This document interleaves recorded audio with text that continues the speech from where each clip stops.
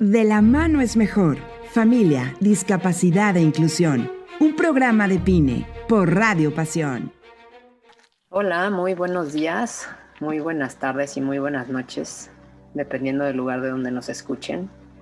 Sean todos ustedes bienvenidos a este su programa De la mano es PINE.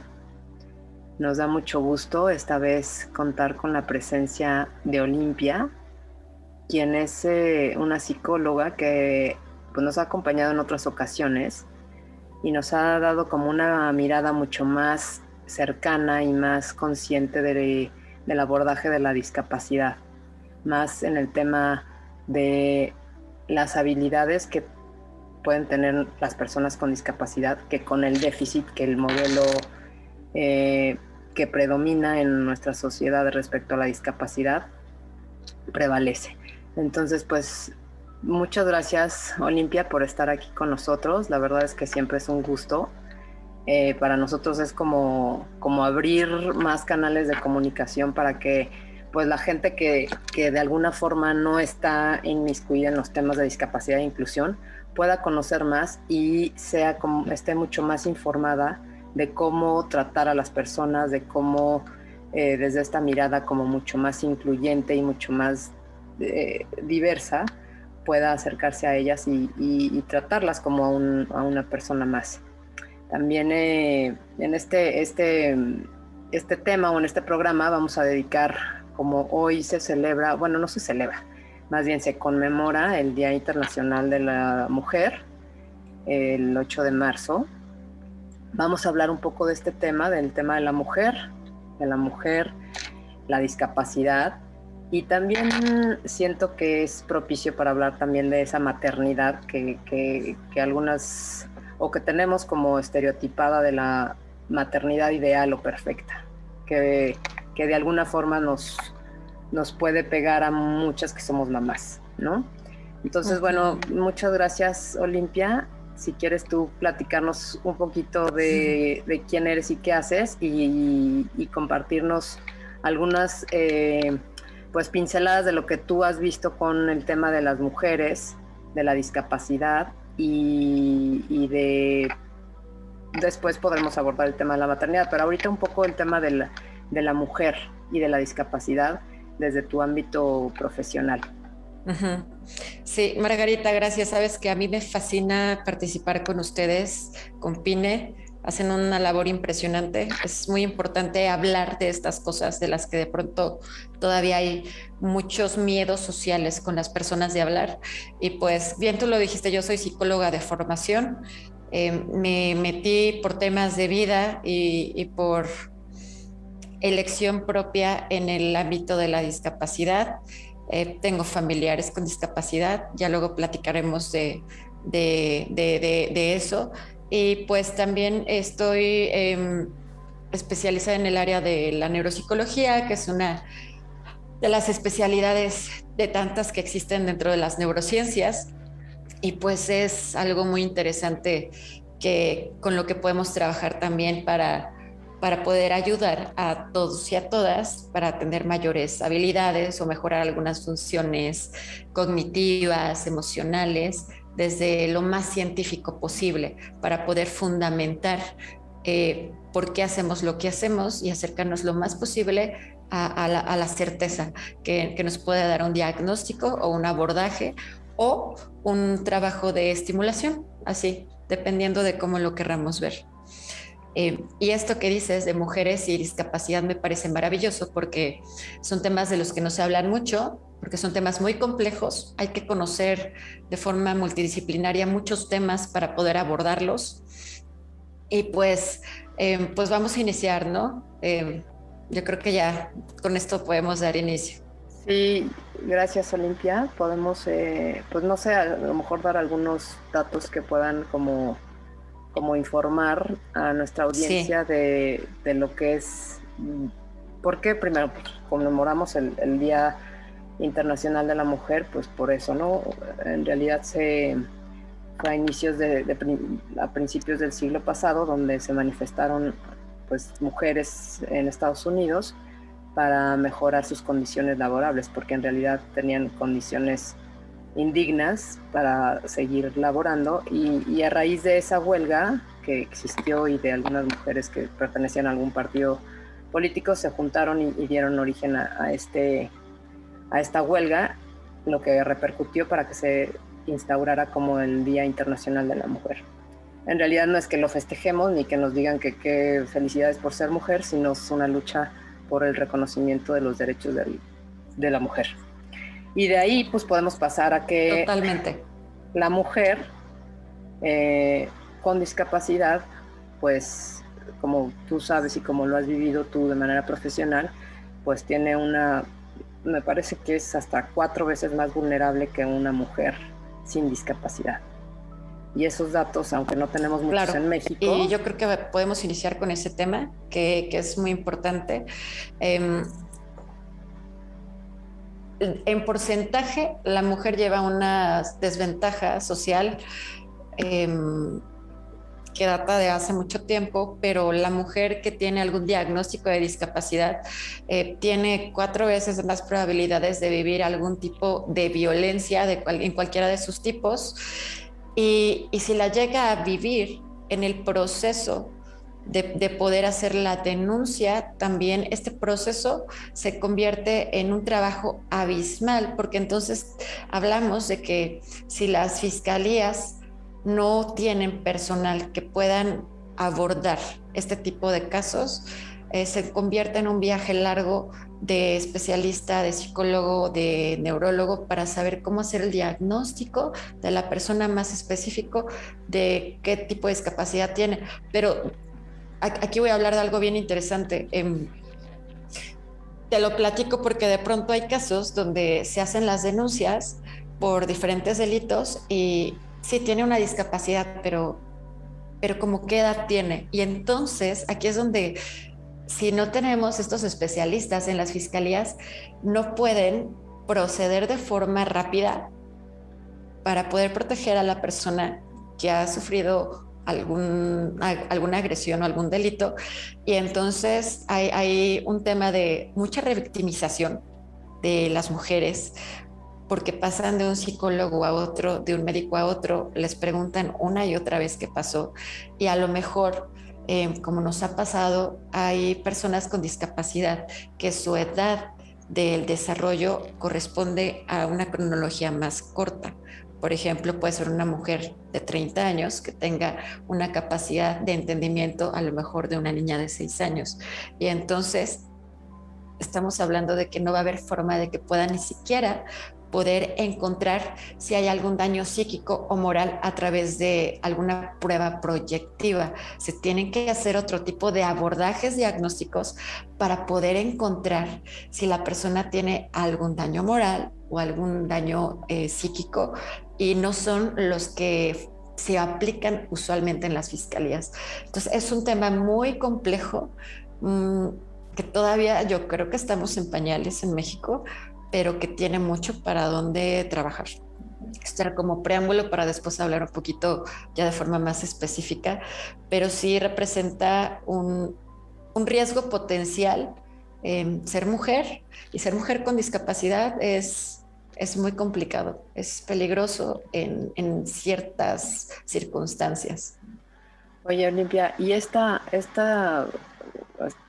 prácticas que al final es para que llegue la persona con discapacidad, o sea, para que exista la denuncia, pues es todavía como visibilizarlo, que antes de ese paso yo creo que si nos vamos más atrás, existe que es invisible, es si hay alguna discapacidad intelectual, si hay alguna discapacidad donde tampoco tengan los medios para un lenguaje oral, y de alguna forma puede ser tan invisible como que nadie se entera de que puede haber actos violentos, agresiones frente a una niña con alguna, o mujer con alguna discapacidad.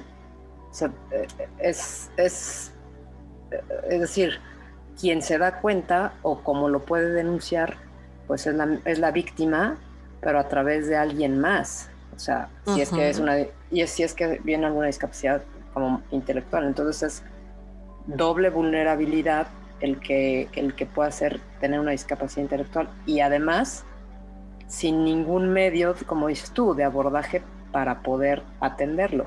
Pero si nos vamos al antes, es decir, los entornos, el entorno familiar, el entorno social, ¿cómo es que desde ahí tú has detectado que, o sea, igual me imagino que existen las agresiones con cualquier niña, es decir, ¿qué prevención o cómo te das cuenta como adulto, como mamá, como en donde puede visibilizarse esa agresión o esa violencia? O sea, desde dónde nos vamos un poquito atrás para que luego podamos denunciarlo y ya con eso pues, establecer algunos protocolos, pero ¿cómo prevenirlo? Sí, lo que te estaba platicando hace rato de ya cuando estás en el proceso de la denuncia, ahí ya hablamos de una atención secundaria, ya cuando pasó algún daño a la persona, pero lo que le antecede o lo previo sería la atención primaria, que sería la parte preventiva de evitar que eso pase.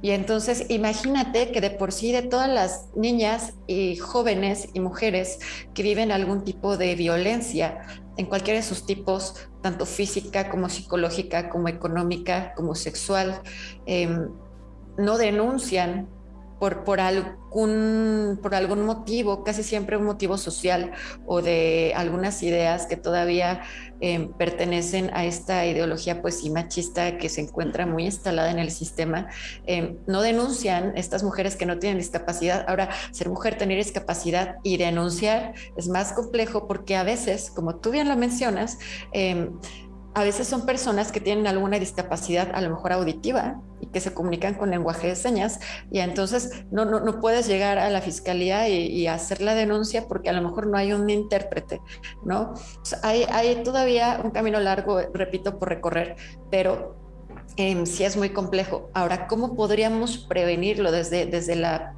parte de la atención primaria?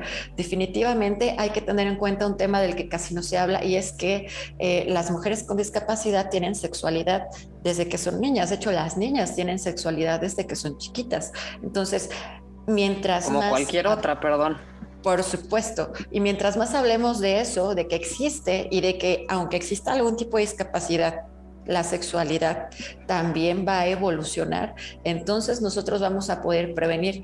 ¿Por qué? Porque de pronto, si con las mujeres o niñas que no tienen discapacidad son temas de los que no se habla, desde la parte de nombrar las partes del cuerpo. Me voy a ir con algo muy sencillo. Si una niña es agredida sexualmente, abusada o violada, por ejemplo, y en la denuncia ella no pone el nombre exacto, esto puede jugar un poco en su contra. Entonces es importante que sepa nombrar partes del cuerpo, que identifique. Si no ponen el nombre tal cual es, o sea, el nombre correcto, no el que le ponemos luego porque nos suena para un que no poco, suene como que feo, y de pronto también entender que estos temas como de que parecieran como amorales o como tabú, están instalados como en los prohibidos. Adultos, no en los niños. Si tú a un niño le dices o a una niña, mi amor, esto es una vagina, sin esta carga social de no, es una vagina, no se puede hablar de eso, sino de una forma natural. Como en la clase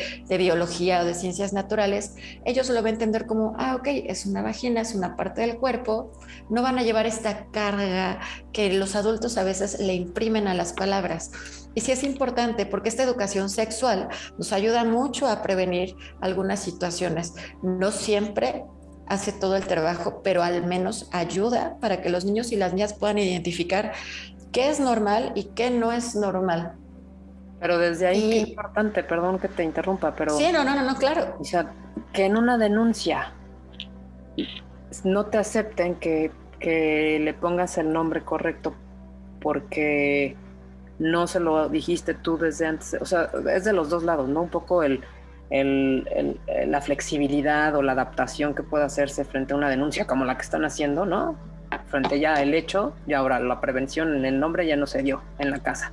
Pero también eso es lo que hay que adaptar, en donde pueda facilitarse el que no sea. Pero qué importante es, qué importante que hasta ese nivel es riguroso que pueda saber cómo se llaman las partes del cuerpo.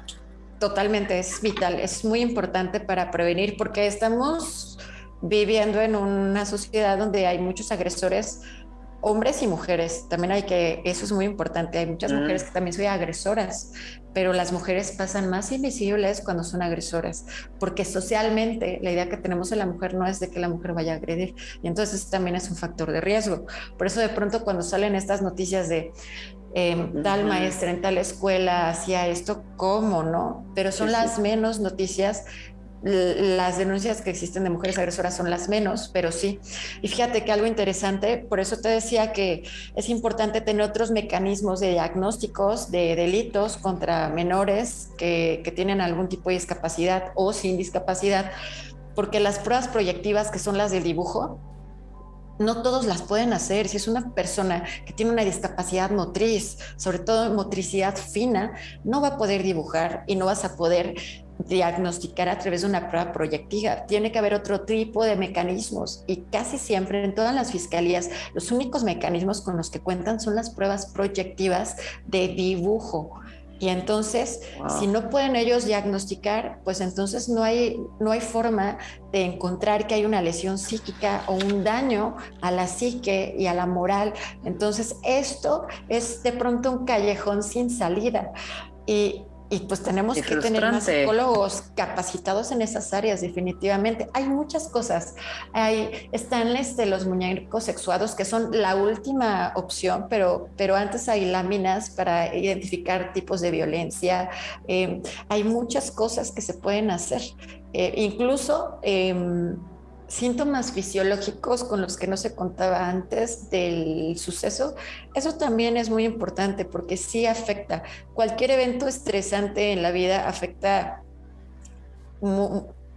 pues el sistema nervioso, principalmente hiperactiva, los sistemas de atención, del sueño. Hay muchas alteraciones fisiológicas, no nada más las conductuales. Entonces, cuando nosotros ya tenemos todo la anamnesis armada o toda la evaluación clínica, comienza a dar sentido.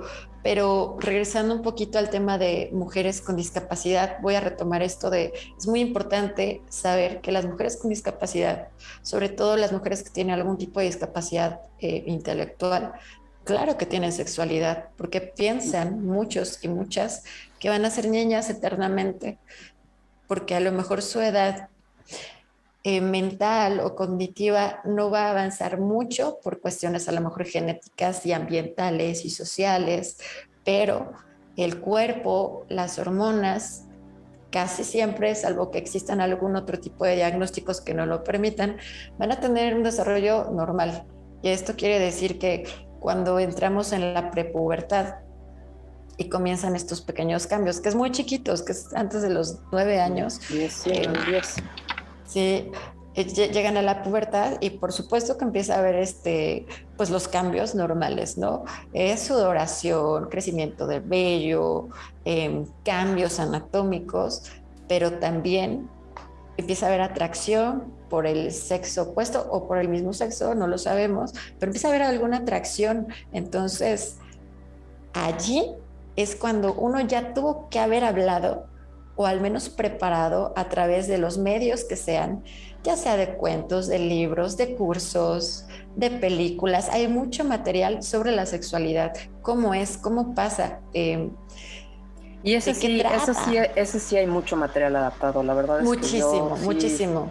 Coincido contigo en que es parte fundamental que nosotros como papás transitemos al otro paradigma de que nuestros hijos sí tienen discapacidad, pero no van a ser niños eternos, porque ahí sí queremos la protección, ahí sí no los queremos aventar al mundo. O sea, ahí luego somos medio contradictorios cuando con el tema sexual, porque sí queremos que sean independientes, pero también en este tema no crezcan y no tanto, y queremos protegerlos y queremos que no sean tan independientes, ¿no? Entonces, sí o no. Sí, es como esta estira y afloja que ahorita hablamos después de la maternidad perfecta, pero sí hay que, como mamá y como papá, te tienes que ir ajustando todo el tiempo a estos cambios pues sí, a estos cambios que tienen los hijos y las hijas, pero sí es importante hablar temas de sexualidad. Hay algunos casos que nosotros hemos tenido de algunos delitos sexuales cometidos en contra de mujeres con discapacidad y definitivamente la mayoría, no digo que todos, pero sí un gran porcentaje son familias donde el tema de la sexualidad es un tema tabú y en este querer explorar las chicas, las mujeres, la sexualidad, son presas muy fáciles de otras personas que lo único que buscan es pues cometer el acto, el delito, pese a que la otra persona no tenga a lo mejor la comprensión completa de lo que está pasando. Sí, el abuso. Y es muy fácil. Y ahí ya estamos hablando de un abuso, de una violación, porque definitivamente el delito se da, pero si nosotros hablamos de que a lo mejor la sexualidad se puede dar bajo una relación que cumpla ciertos criterios, entonces va a ser menos fácil que alguien abuse de las personas o de las mujeres con discapacidad. Se da mucho también en los hombres con discapacidad, hay que hablarlo, hay que visibilizarlo. Los hombres sin discapacidad también sufren delitos sexuales y violaciones, pero no denuncian por este estigma social.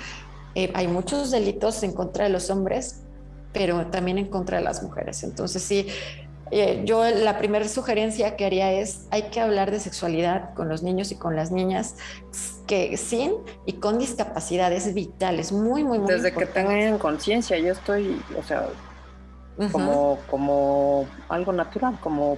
Sí, como algo natural. A mí a veces me preguntan, perdón, a veces me preguntan, no. ¿cuándo empezaste a hablar de discapacidad con tus otros, pues, cómo empecé a hablar de sexualidad? Es decir, pues es que es natural, ¿no? Porque así es. Entonces... Sí, y es parte de la diversidad humana, ¿no? Es vaya, no hay ningún cuerpo igual a otro, una huella dactilar, no hay un cerebro igual a otro, hay unos que tienen unas habilidades, hay unos que tienen otras, entonces lo que nosotros catalogamos como discapacidad es simplemente la expresión de la diversidad humana. Así es la vida. Y lo vemos en todo, en los animales, en las plantas y en los seres humanos. O sea, así desde es. ahí, pero no senté a mis hijos un día a hablarles de sexualidad y otro día los senté a hablarles de la discapacidad de su hermana, sino en la vida lo vas haciendo mientras pasa, ¿no? Como algo natural, como dices. Sí, así debe de ser, así es como debería de ser. Pero cuéntame si hay, o sea, aquí en México eso ni siquiera hay datos de la violencia a las mujeres con discapacidad. Hay muy poquitos datos, por ejemplo, ahorita aquí en Cuernavaca, aquí en Morelos, en el Instituto de la Juventud, nos pasó unos datos. Vamos a dar una conferencia a personas con discapacidad auditiva. Yo voy a tener que dar la conferencia y van a estar haciendo la traducción simultánea. Ese proyecto me fascina porque yo tenía muchas ganas de hacer algo así, pero yo todavía no sé el lenguaje de señas. De hecho, lo quiero aprender porque yo quiero poder dar una consulta de psicología a alguien que a lo mejor lo necesite. Entonces necesitamos dar avances en eso. Nos preocupamos mucho por aprender inglés, pero ¿y qué con las otras cosas que nos acercan a otras personas? Y por ejemplo, ellos tienen un indicador de que hay mucha violencia en el noviazgo en las personas que tienen discapacidad auditiva o que por algún motivo a lo mejor no hablan, no escuchan y usan lenguaje de señas. Esos indicadores son bien interesantes porque tenemos que buscarlos, si no, ¿cómo vamos?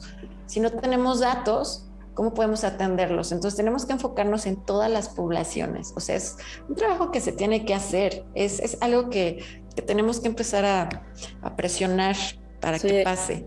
Es un pendiente que hay, sobre todo por la 4 veces vulnerabilidad en el tema, sobre todo de la sexualidad, pero también en esta parte de discriminación hacia la mujer en el ámbito educativo, en el ámbito laboral. O sea, como que los datos te indican que eres mujer solo por ser mujer, por violencia de género, ya hay un tema de vulnerabilidad. Pero además, si eres una mujer con discapacidad, pues en el ámbito laboral también estás mucho menos expuesta y mucho más barreras hay para que puedas acceder a algún puesto de trabajo. Y en el ámbito educativo, pues es lo mismo, ¿no? Es decir, como que de alguna forma en todos los frentes hay algo que hacer de cualquier posición que tengamos. Sí, sí, totalmente. Hay muchas cosas que hacer, pero ya hay varias personas trabajando en ello, como tú, como yo y como otra serie de personas como muy involucradas en el tema, y creo que son buenos pasos. Te quería comentar también que, por ejemplo, en México existen, o sea, nosotros tenemos bibliografía que han generado mexicanos y mexicanas para atender estos temas de diagnósticos de discapacidad.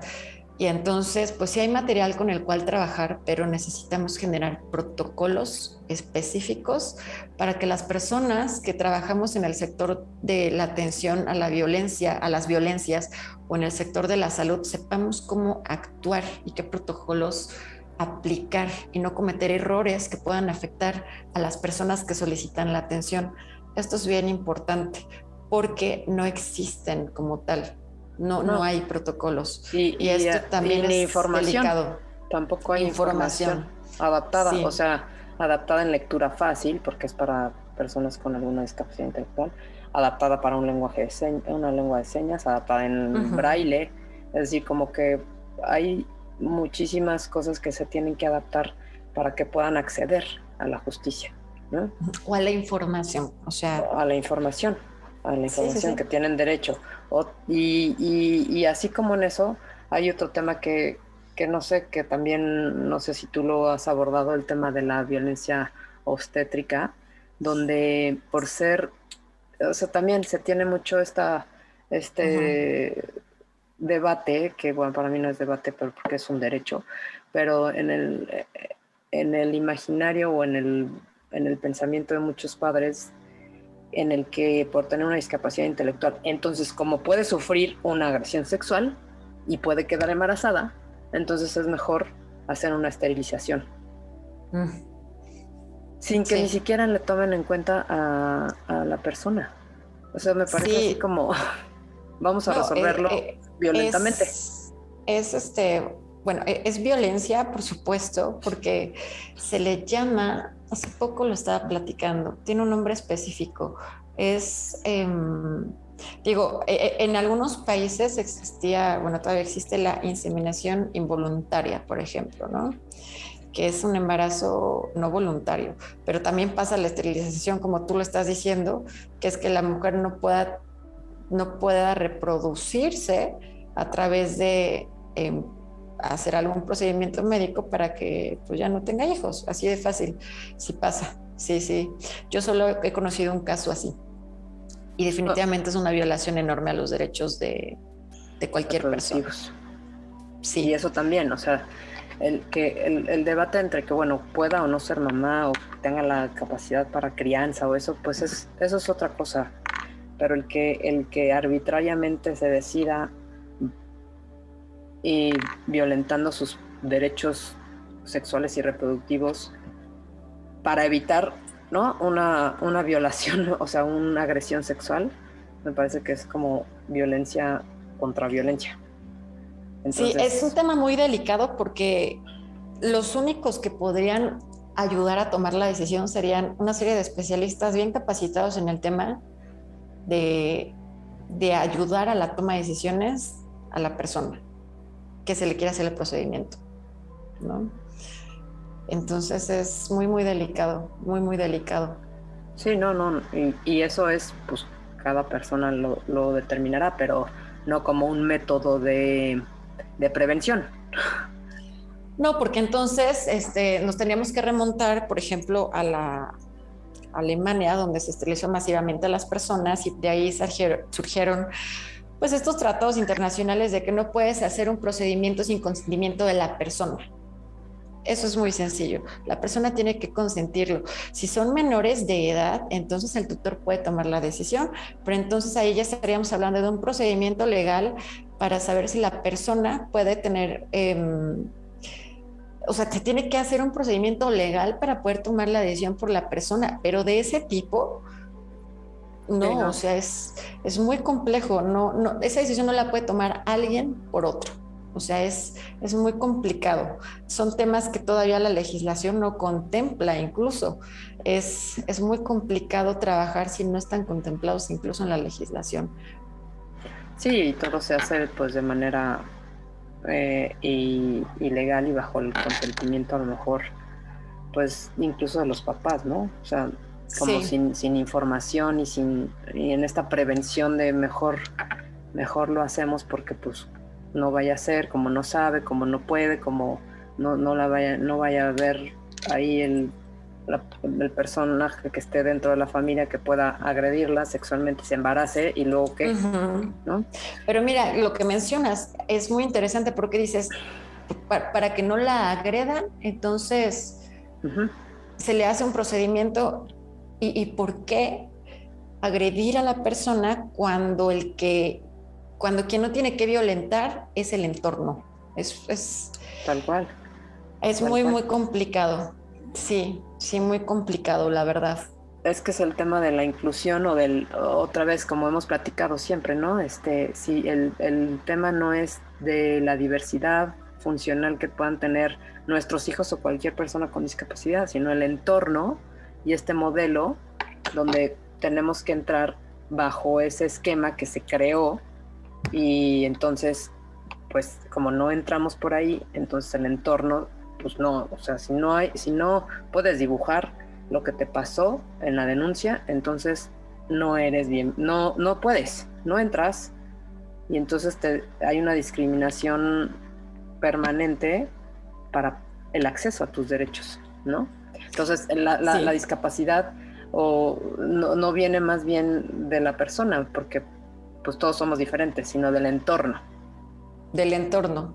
Y sí hay una historia con la discapacidad, pues también que desde hace mucho tiempo se ha tratado de enseñar que la diversidad es natural, ¿no? Pero yo creo que, mira, más que exista legislación, tiene que haber un cambio de actitud. Eso es lo vital. La discapacidad es algo que está latente en la vida de todas las personas. Esto es algo muy importante. Algunos tienen discapacidad motriz, otros una discapacidad cognitiva, intelectual. Hay quienes tienen discapacidad auditiva, discapacidad Visual. verbal, visual. Están las personas que tienen discapacidades psicosociales, que son personas que tienen diagnósticos de a lo mejor algún trastorno por depresión, algún trastorno obsesivo compulsivo, algún trastorno que está relacionado con la depresión. Vaya, hay muchísimos. Entonces, son personas que tienen una discapacidad psicosocial porque el integrarse al campo laboral, a la sociedad, les cuesta trabajo por estos diagnósticos que tienen. Y después están las personas que pertenecen a la neurodiversidad, que son las personas que tienen trastorno, por ejemplo, por déficit de atención, las personas que tienen algún tipo de autismo, algún trastorno del neurodesarrollo, y son personas que les cuesta trabajo integrarse por su forma de conducirse, por su conducta o por cómo comprenden el mundo o cómo viven la parte sensorial. Y entonces estaríamos hablando de que hay tantas personas que tienen discapacidad de algún tipo y hay tantas que no están diagnosticadas bajo este sistema del déficit del que tanto hablamos, que yo lo platicaba, voy a compartir una anécdota rapidísima. Tengo un paciente, un cliente que tiene trastorno por déficit de atención. Y yo le platicaba a los papás que en el libro diagnóstico, en el DSM-4, dice que te cuentan una pequeña historia, ¿no? Que un día sin querer el papá del niño que te presentan en el libro se tomó la pastilla, se equivocó y se tomó el medicamento del niño y ese día pues él trabajó perfectamente bien. Ya después él fue diagnosticado también con trastorno por déficit de atención, con hiperactividad, y entonces el papá también se dio cuenta que él lo tenía, pero nunca había sido diagnosticado, nunca había trabajado tan bien desde que tuvo ese diagnóstico. Entonces, cuando yo digo que la discapacidad está latente, es que pues desde este entendido de los parámetros en los que nos hacen vivir las reglas y las normas que se han inventado, porque todos son construcciones sociales, hay muchas personas que tienen discapacidad de muchos tipos y no han sido diagnosticadas.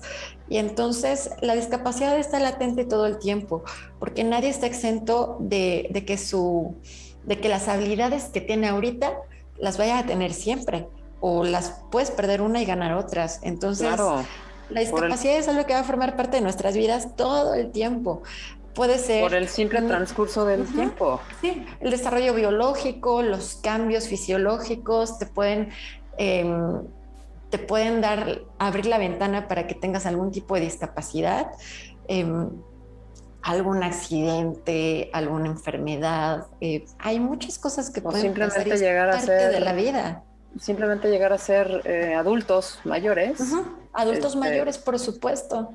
Vamos a tener algunas quienes lleguemos, si es que llegamos o no, pero simplemente por el transcurso yo lo veo con mis papás. Pues, ellos vivieron mi edad y hoy por hoy pues necesitan de accesibilidad para subir una escalera, para detenerse, ¿no? Entonces el tema es que no seamos como ajenos a la diversidad y, como bien dices, estas etiquetas que luego ponemos mucho a los demás, yo creo que pues sobran, porque incluso en personas que así es que es alguien que tiene un trastorno del espectro del autismo, ni siquiera es que quepa siempre todo el tiempo en esa etiqueta. Es decir, no siempre tiene eso, no se conduce todas las 24 horas del día bajo ese diagnóstico. Entonces, cada persona es diferente y yo creo que se van activando de acuerdo, como bien dices, también al entorno en el que se desarrollan. Y nosotros, como papás, somos el Bluetooth de nuestros hijos. Y luego confundimos el tema de la discapacidad y de la conducta con algo que tal vez es un tema emocional y del entorno en el que se están desarrollando. Y ya queremos darle la pastilla para el déficit de atención y ya queremos que nos los arreglen. ¿Y por qué mejor no vamos nosotros los papás a platicar con la psicóloga claro, antes de llevar al niño que creemos que tiene hiperactividad y déficit de atención? O sea, por mencionar algo, ¿no? Sí, claro. Y además, lo platicaba hace rato con unos clientes que llegaron.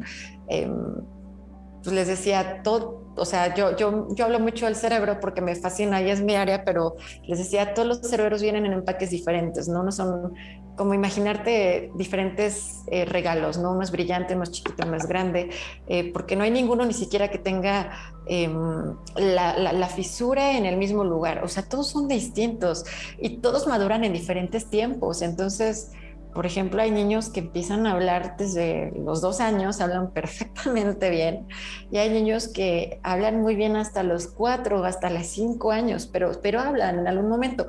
Y hay unos que a lo mejor no hablan por sus propias circunstancias genéticas, ambientales, y entonces hay que saber que, que no todos se van a desarrollar igual, y 2, que hay diferentes tiempos en todos. Y de pronto aquí voy a hablar un poco del sistema educativo, y el sistema educativo está hecho para cumplir ciertos requisitos en ciertos tiempos, y eso es imposible.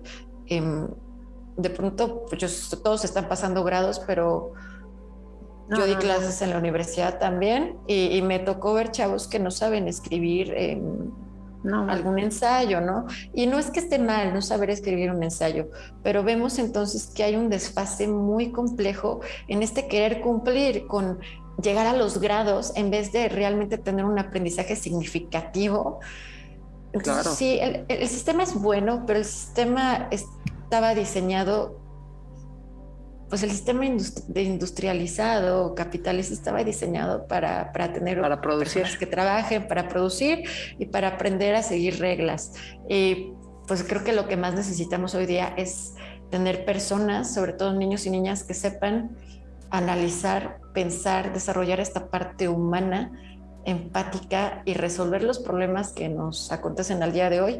Y eso le compete a los niños y niñas con o sin discapacidad, porque los niños y niñas con discapacidad, su capacidad de análisis puede ser diferente, puede ser la misma, puede ser mejor. O sea, ahí estamos hablando de lo mismo. No, y me encanta porque escuchándote, pues me estaba imaginando que también, a pesar de que nos ha tocado tiempos complejos, yo sí tengo la intuición de que está cambiando este paradigma, o sea, de que vamos hacia allá, otro rumbo donde donde realmente nos aboquemos al autoconocimiento, o sea, que los niños desde muy chiquitos, ellos, como bien dices, tengan esa capacidad primero de interiorizarse, de saber pensar, de saber razonar y de resolver problemas que se les van a enfrentar en el día a día, que tengan una inteligencia emocional, que sepan que son seres también espirituales y que en el fondo ahí todos lo tenemos y ahí no hay deficiencias, ni déficit de atención, ni discapacidad motriz, o sea, eso todo lo tenemos y nada más es echarse un clavado al interior para saber que ahí está. Entonces yo sí siento que vamos junto con esto, tema que también es algo importante en el desarrollo de la mujer y en el desarrollo del tema de la inclusión y la discapacidad. O sea, en el cambio completamente de paradigma, donde a lo mejor nosotros no lo vemos, pero sí está ya, o sea, se está activando y bueno, pues me encanta que también haya ya profesionales que aborden desde otra óptica el tema del cerebro, el tema de cómo reaccionamos frente a las emociones, el tema de cómo educamos a nuestros hijos frente a algo que es natural porque su cerebro todavía no se alcanza a desarrollar y no tengamos que engancharnos con temas de obediencia o con temas de que no llores o no grites o no hagas un berrinche cuando es propio de las edades en las que se desarrolla, ¿no?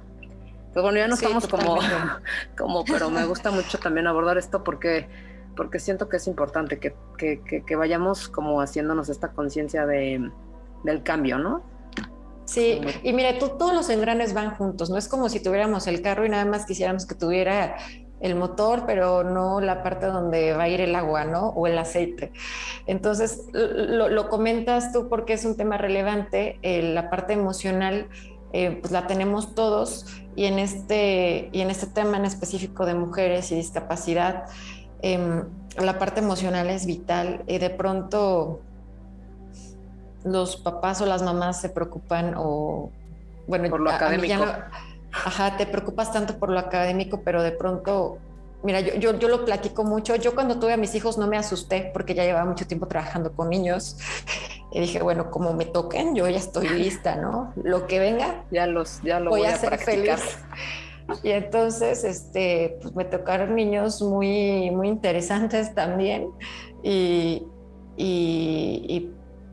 por ejemplo, apenas tuvimos un evento y yo veía que todos los niños estaban sentados poniendo atención y mi hija no paraba. Yo decía, Dios mío, ¿qué voy a hacer? La saqué a correr, a jugar, a brincar. Dije, esta niña va a ser igual que yo. Pero más allá de yo querer como sentarla y regañarla, lo veo, ¿no? Veo que se está moviendo y que necesita sacar esa energía. Y pasan dos cosas, de pronto ella se frustra mucho con algunas situaciones y esto nos pasa a muchos papás y a muchas mamás. El berrinche es normal y el berrinche se puede extender más allá de los 3, 4, 5 años, dependiendo de muchos factores, ¿no? Y entonces definitivamente ahí quien tiene que guardar la calma y tiene que desarrollar habilidades muy asertivas somos nosotros, los papás y las mamás.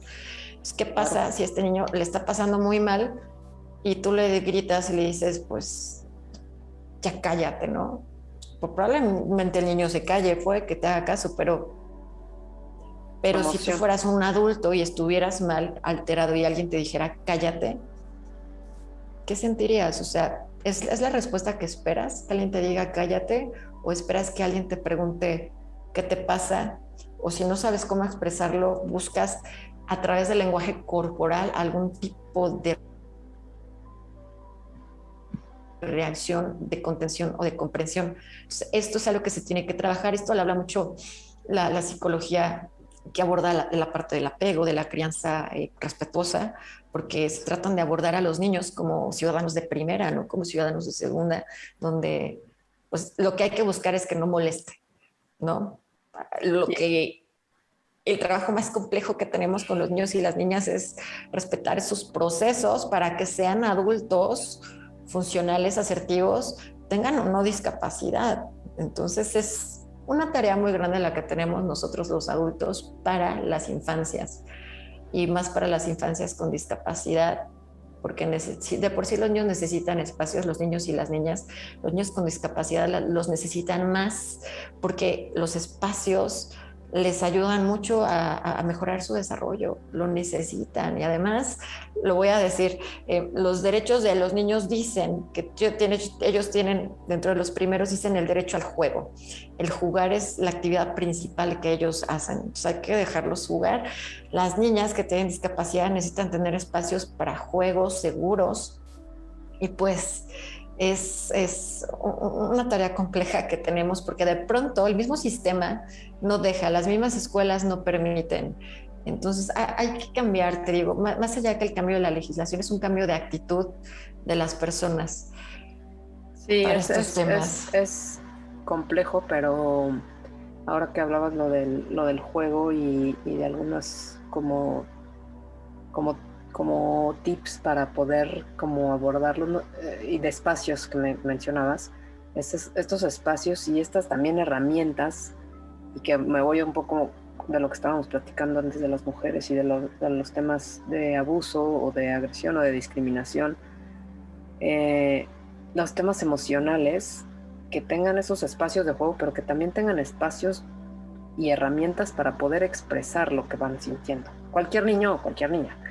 Pero yo me refiero a que si queremos prevención, si queremos que se respeten los derechos y que las mismas mujeres y que nuestras mismas hijas, en este caso mi hija, tenga esa autodeterminación para poder exigir o que se le reconozcan sus derechos y que se le respeten sus derechos, pues necesitamos saber cómo se sienten, necesitamos saber qué es lo que están pensando, por qué reaccionan de tal o cual manera frente a algo.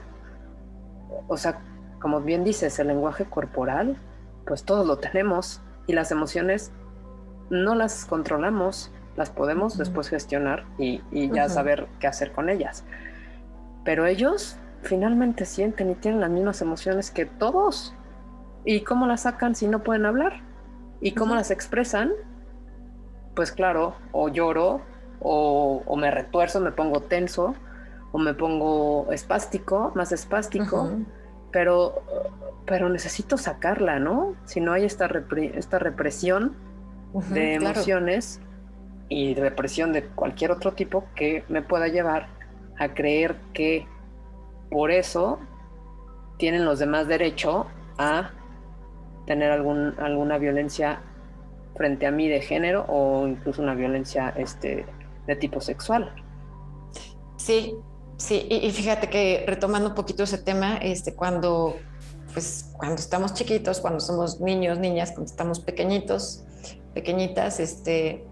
pues nuestro primer lenguaje es el llanto, ¿no? Hay niños y niñas que por sus características a lo mejor no lloran tanto, hay unos que lloran mucho, o sea, eso no es lo importante, sino lo importante es ir identificando cómo se expresa el niño o la niña y encontrar ese lenguaje, porque tú bien lo dices, hay niños o niñas que cuando se sienten estresados o en peligro lloran. Hay unos que se tornan agresivos, no violentos, agresivos, porque es diferente la agresividad de la violencia. Se tornan agresivos como un mecanismo de defensa, de no saber cómo actuar, y hay que enseñarles qué es lo que pueden hacer. Algunos lo van a poder aprender, algunos no, pero tenemos que aprender a leer este lenguaje, que es comunicación no verbal. Definitivamente hay personas que nunca desarrollan la comunicación verbal, y entonces su comunicación es otra. Y aquí hablamos, por ejemplo, por ejemplo, del espectro autista, ¿no? Tienen sus formas de comunicarse y son tan únicas como cada niño o cada niña. Entonces hay que saber, pero para llegar a este punto tenemos que tener una gestión nosotros de nuestras emociones. Aparecen y aprender a gestionarlas, porque ya somos adultos y adultas y nuestro trabajo es cuidar y proteger a los más pequeños. Y aquí quiero hablar de otro tema del que casi no se habla. Muchas mamás, mujeres trabajadoras o que se dedican a la casa, que tienen hijos o hijas con discapacidad, pueden llegar a tener también una discapacidad, sobre todo discapacidad psicosocial, claro, porque la carga de trabajo es más alta, porque socialmente se le exige más a la mujer que al hombre, y entonces lo que está de primera mano son los trastornos relacionados con la ansiedad y con la depresión. Es lo que más tenemos a la mano las mamás que los papás. Eso es una realidad y eso lo dicen las estadísticas en México. Entonces, no, pues lo llaman, creo que el burnout, ¿no? O sea, es un estrés ya crónico. Síndrome de burnout, exactamente. Es un estrés crónico que, bueno, antes de, igual si quieres como pasar a ese tema, nada más cerrar aquí con el tema de la discapacidad y de las mujeres, sabiendo que, digo que va ahí muy de la mano, pues, pero sabiendo que faltan muchos, que hay muchos pendientes, que hay mucho que hacer y que los días siempre para el tema de la discapacidad son como oportunidades. O sea, es que el Día Internacional de la Mujer, bueno, que hay que hablar de discapacidad ahorita porque es cuando también podemos, porque siempre son temas que deben de ser transversales, pero que desafortunadamente no se toman tan en cuenta en el discurso público. Pero bueno, hoy que es el día, aprovechar para decir que esos pendientes que necesitamos que se visibilice, y por eso también aprovechando, la verdad es que agradezco mucho a la estación Radio Pasión que brinde estos espacios para que realmente, o sea, incluso si alguien está escuchando, si alguien conoce, si alguien sabe de algo que no les cuadre ahí porque mi sobrina, porque la vecina, porque, o sea, de verdad, acérquense a nosotros, bueno, si es que ustedes así lo deciden, pero el tema es visibilizar, o sea, que el tema, los protocolos que necesitan las autoridades solo se van a poder hacer, no ellos en una silla y en una mesa decidiendo y creando ellos escenarios que ni siquiera conocen. Eso lo van a hacer con las familias, con los que están íntimamente relacionados con una persona con discapacidad, y solamente son las familias. Entonces yo sí invitaría a la audiencia a que denuncie, no que denuncie, sino que platiquen y que se abran estos espacios para visibilizar y para saber que es algo que lo tenemos que hablar.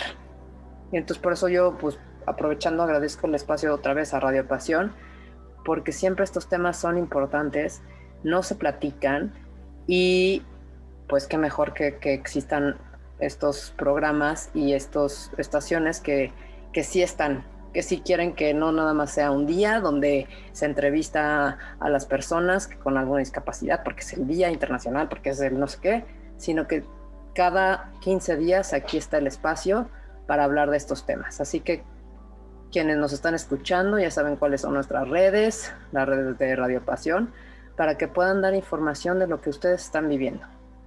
Entonces, pues bueno, ¿cómo tú cerrarías a lo mejor esta pequeña pausa de mujeres y discapacidad para poder después entrar al tema de maternidad?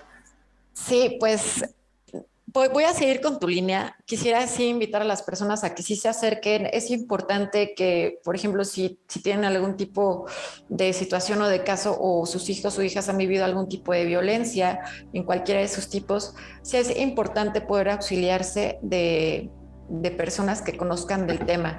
No es lo mismo un abordaje, pues, desde la parte legislativa de una persona que tiene discapacidad o una que no la tiene. Entonces sí es importante. Nosotros siempre tenemos las puertas abiertas en la asociación para dar orientación en estos casos, pero también invitar a las personas que tienen discapacidad que nos puedan escuchar en este momento, porque es muy importante que ellos sean partícipes de estos procesos, ¿no? Conocer las cosas desde su perspectiva es vital, así como por ejemplo para la asociación es importante conocer la perspectiva que tienen los niños de su infancia y de lo que pasa. Lo mismo es con estos temas. Nosotros podemos opinar mucho, pero no hay como conocer esto desde la opinión de las personas que tienen ciertos tipos de discapacidad. Entonces esa invitación siempre está abierta y yo quiero invitar mucho a las personas a que participen. Yo conozco, en la vida me he topado con personas que tienen algún tipo de discapacidad motriz, o cognitiva y son personas tan valientes que yo creo que han llegado más lejos que personas que no tienen algún tipo de discapacidad. Entonces, estos pasos son los que tienen que dar todos y todas las personas que tienen discapacidad de algún tipo y pues invitarlos. Con eso me gustaría cerrar el bloque.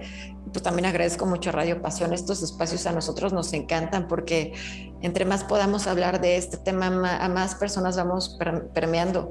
Y te voy a decir lo que yo pienso diario, o sea, yo me voy a morir algún día, pero pues que nuestra vida impacte un poquito en los demás es lo más importante, ¿no?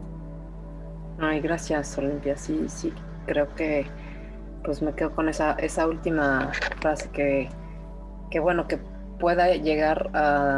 podamos llegar a dejar un mundo mejor del que lo encontramos, si es que en algo pues podemos contribuir a esto y que se vayan abriendo brechas, ¿no? Que cuando, pues en este caso mi hija pueda ser mayor, bueno, ya va a ser mayor, en 3 años ya va a cumplir 18 años, pero, wow. Pero en esa parte donde ella pueda, como tú dices, y sí, yo hablé mucho de las familias, como que me pongo mi papel de mamá, pero es cierto, o sea, ¿dónde está la opinión y dónde está la participación de nuestros hijos, ¿no? Queremos que sean lo más autosuficientes posible, pues les tenemos que dar la voz desde niños y para que puedan ser pues, adultos seguros y confiados en lo que ellos son, independientemente de lo que les marque la sociedad.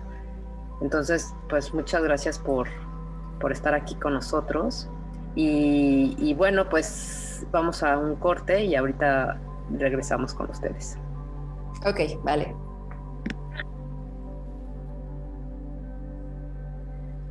Bueno, pues nada más para terminar el programa, agradecer nuevamente al espacio que nos brinda Radio Pasión, a PINE, Padres de Hijos con Necesidades Especiales.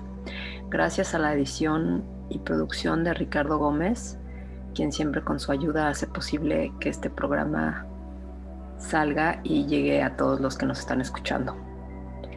Y bueno, pues dejamos pendiente para el siguiente programa, un tema muy importante que creo que a todos les va a gustar, que es sobre el estereotipo de la madre ideal o maternidad perfecta.